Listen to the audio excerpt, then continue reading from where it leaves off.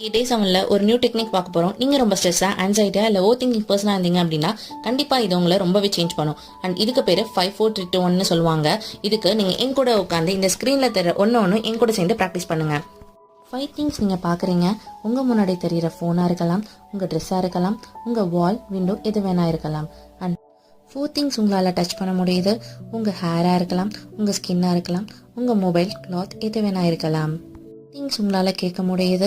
உங்கள் முன்னாடி ஓடுற இந்த டிவி சவுண்டாக இருக்கலாம், இல்லை இந்த ஃபோனில் கேட்குற என்னோட வாய்ஸாக கூட இருக்கலாம். 2 திங்ஸ் உங்களால் ஸ்மெல் பண்ண முடியுது. நீங்கள் போட்டுட்ருக்க பர்ஃப்யூம் ஸ்மெல்லாக இருக்கலாம், இப்போ நீங்கள் சாப்பிட்டுட்ருக்கிறது வர ஃபுட்டாக கூட இருக்கலாம்.